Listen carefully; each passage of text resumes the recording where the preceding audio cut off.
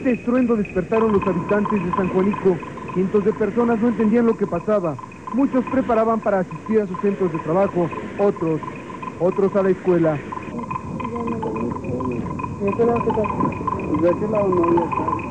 Nadie entendía lo que ocurría, pero la explosión se asociaba inmediatamente a las plantas gaseras que rodeaban el lugar y a una planta que se encontraba cerca, y esto aumentaba el temor.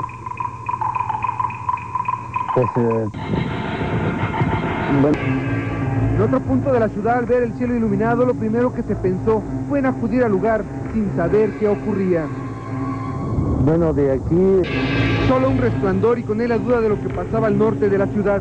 El equipo de bomberos solo siguió la luz como una bengala, sin saber a lo que iría. Para quien estuvo en el corazón mismo del infierno, no es muy grato recordar lo ocurrido. Pues yo estaba acostada, o sea, a punto de levantarme cuando de repente se oyó un estallido, empezó a volar todo, vidrio de la ventana, sembró todo.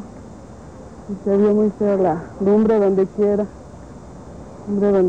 y pues, no, estuvo muy feo. O sea, lo único que hicimos fue salir y correr, ponernos a salvo.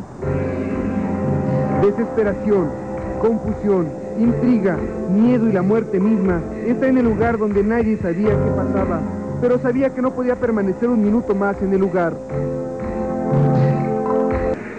Pero lo sucedido en San Juanico es conocido como el efecto Bleve y consiste en un fenómeno físico-químico que en el momento de ser llenados los contenedores con el combustible, ya sea propano o butano, esto se realiza a 100 grados bajo cero o menos. Pero si estas llamas alcanzan al siguiente contenedor, este elevaría la temperatura y alcanzaría un punto de ebullición que terminaría con la fragmentación del contenedor y con ello una explosión. Sin embargo, llegó un momento en que había que arriesgarlo todo. Se requería que el gas saliera para evitar una nueva explosión y con ello una tragedia mayor. Pues vimos de las llamaradas de la lumbre, las salchichas como volaban los pedazos. Y estaba la otra más grande, pero esa no se rompió. Esa después la tuvieron que romperla para quitarla. Ya después cuando ya regresa uno aquí, se siente triste, ¿no? Porque pues todo lo que se pasó. Gente corriendo buscando a sus familiares, quejidos y dolor era el denominador común de aquella mañana, que hoy muchos siguen recordando de aquel 19 de noviembre de 1984.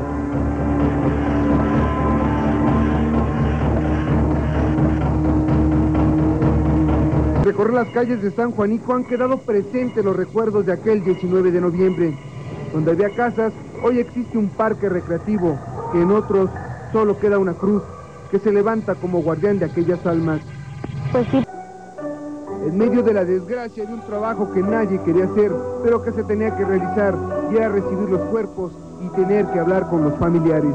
Clasificar los cadáveres me refiero a ayudar a mover los cuerpos, a tratar de ver que trajeran algo que pudiera identificarlos. Cuando llegaba a preguntar a alguna persona que un cuerpo con una medalla, una esclava, un diente de oro, situaciones de ese tipo, pues entonces por lo que nosotros los habíamos tomado, los habíamos tocado, pudimos identificar y decirle, sabe que se encuentra en este lugar. Decirle a una persona, a un familiar, su familiar está muerto, es algo de lo más difícil. Para una persona que tiene 15 años es algo de lo más difícil que existe, porque, la vida no nos prepara para esto, hasta que llegan ese tipo de situaciones y tenemos que afrontarnos, ponernos fuertes y tratar de consolar a las personas, decirle, tu familia murió. Los paramédicos no solo lucharon contra las lesiones mismas que padecía la gente, sino también contra la desesperación de muchas familias que aplicaban remedios caseros a las graves heridas que en muchos de los casos causaban más daño. Las llamas continuaban y en una lucha contra el reloj había que apagar el siniestro como diera lugar y para ello había que entrar al lugar mismo. La angustia se hizo presente, no había forma de sacarlos y el gas seguía consumiendo lo que encontraba. Los elementos eran pocos en ese momento, lo que importaba era tratar de salvar el mayor número de vidas, aunque la impotencia también se hacía presente. Pero hay cosas que no se olvidan. En los recorridos que se realizaban, los cuerpos de auxilio por las calles humeantes de San Juanico. Nada quedó en pie. A medida que los cuerpos de apoyo avanzaban, encontraban rastros de desolación, desesperación y la búsqueda de una respuesta a lo que había ocurrido. A pesar del esfuerzo, los recursos eran insuficientes, aun cuando la Cruz Roja, bomberos, Serum y otros se coordinaron siempre, la angustia estuvo presente.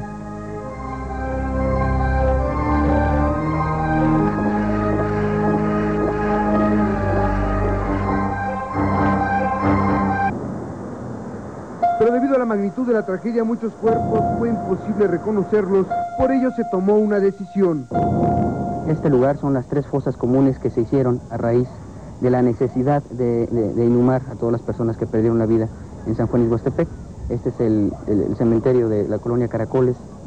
Son las 3 fosas que dieron cristiana sepultura a los cuerpos que perdieron la vida en San Juan Ixhuastepec. A pesar del conteo de las víctimas, nunca se tuvo el número exacto de las vidas que ahí se perdieron. Se tienen varias cantidades, algunas autoridades manifiestan 500 personas, otras personas dicen 700, algunas dicen 800 o más personas. El lugar donde se decidió hacer la fosa común se encuentra.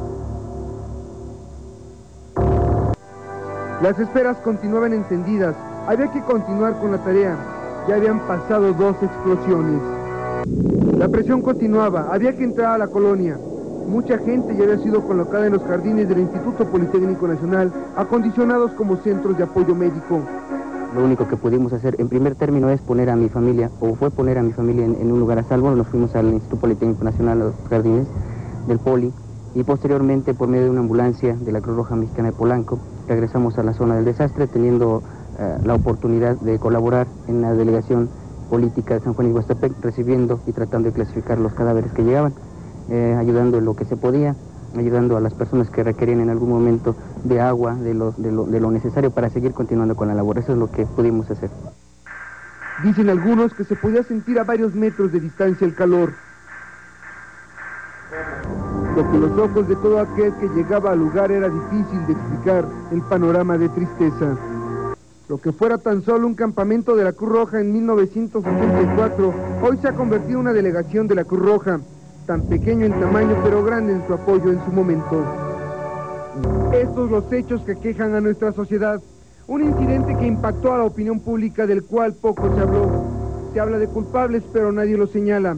¿Cuánto vale una vida? Que el silencio es a veces lo mejor para algunos. Nadie está por encima de la ley y el Estado de Derecho, como siempre se ha dicho, no existe. La corresponsabilidad entre autoridades y sociedad debería de ser una misma fuerza. Solo que la realidad es otra cosa. Familias dañadas, olvidadas, con promesas no cumplidas y con un gran daño. Sin embargo, el silencio por 3 monedas siempre ha sido mejor.